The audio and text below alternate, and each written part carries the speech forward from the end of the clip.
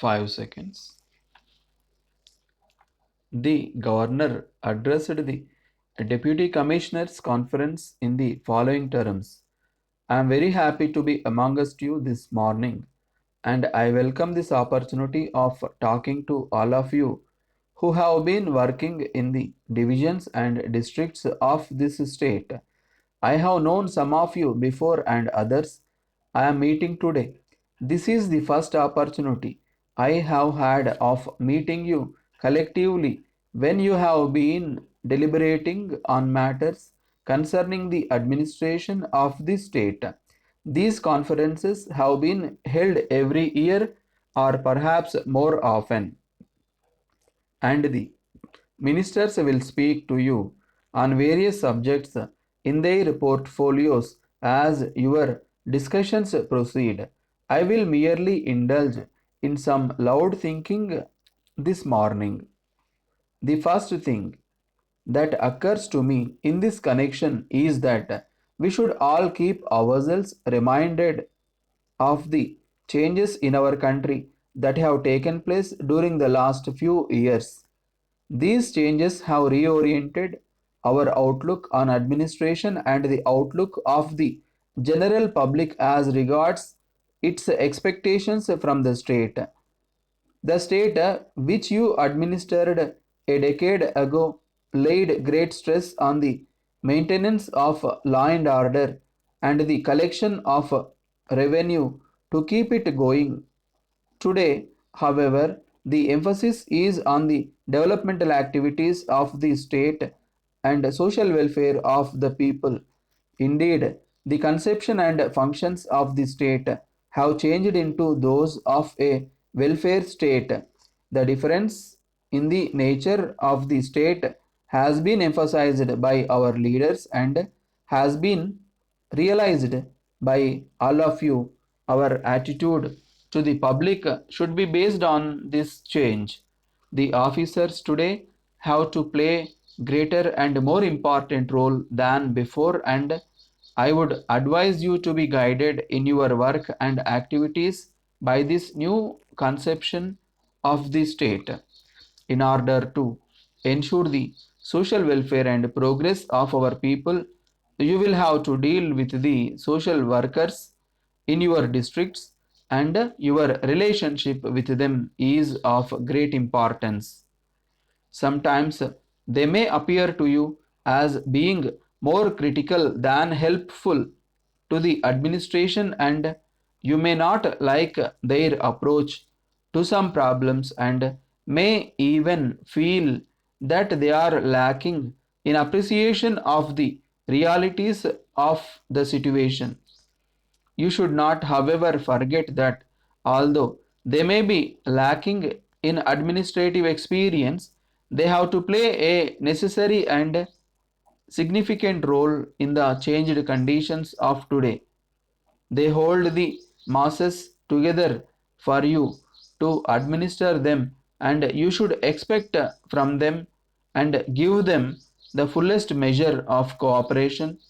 You should have nothing to do with their politics and political affiliations, but it is of importance that you should keep contact with them and make use of their contacts with the public to further governmental policies and programs.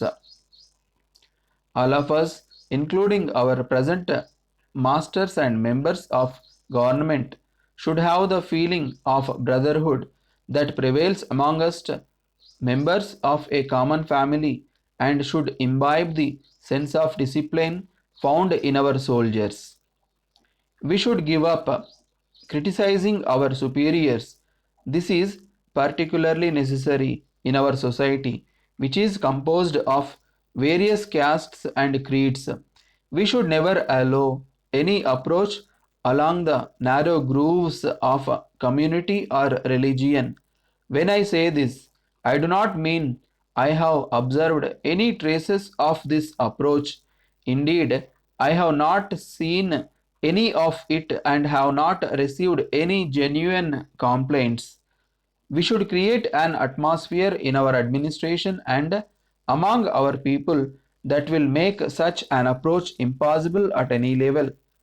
If all members of our services establish a tradition in which a communal or caste approach is not possible, it will create a large band of social and selfless workers which will make its impact felt on society as a whole.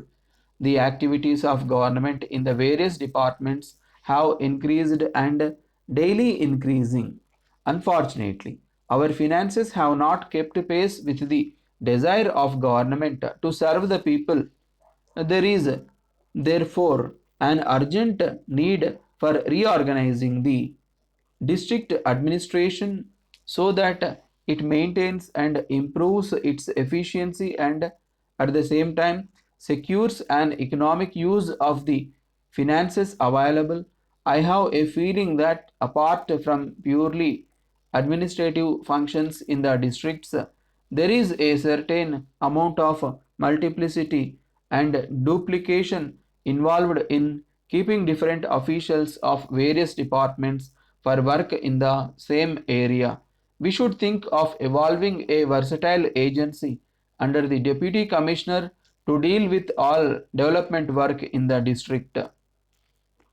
We must eliminate delays and speed up the disposal of government work to make the people realize the change in the nature and functions of government that has come about. Our present machinery was not devised with our present objectives in view and has to be changed suitably to cope with its changed and increased responsibilities. A quick disposal of work would also eliminate chances of corruption.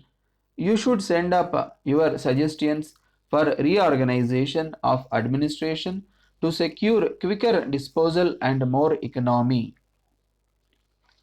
The editor, The Mail, Madras, Sir, reference stenographers. Vacancies of stenographers in the second grade in the Indian Railways were hitherto being filled by promotion of qualified typists after a test in shorthand and typewriting, followed by an oral test.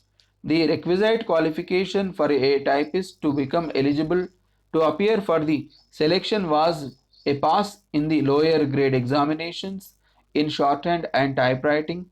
This meant that even if the candidate had qualified himself by passing the examinations, he had again to appear for the test conducted by the railways. These rules have since been revised by the Railway Board. The recruitment will hereafter be made through competitive examinations to be conducted by the respective railway service commissions. The examination will consist of two papers, one in English and the other in shorthand. The shorthand test will consist of three speeds, 80, 100 and 120 words per minute. Those who pass the test of 100 words per minute will rank senior to those who pass the test of 80 words per minute, and those who pass the test of 120 words per minute will rank senior to those who pass the test in 100 words per minute. The Railway Board has also decided to grant 2 and 4 advance increments to those who pass the tests of 100 and 120 words per minute respectively. As an incentive to serving employees to decide who are eligible for the advance increments, it is enough if the tests are conducted at 100 and 120 words per minute, as otherwise hundreds of serving stenographers in all the Indian railways who have already gone through the ordeal of written and oral tests and have been serving for many years will be forced to undergo the ordeal again. As they have already passed the required test, it is unreasonable to expect them to undergo the test again after many years of service. The Railway Board is requested to clarify this point and issue immediate instructions to all railways so that different railways may not interpret it in different ways and put serving stenographers to hardship. Stenographer.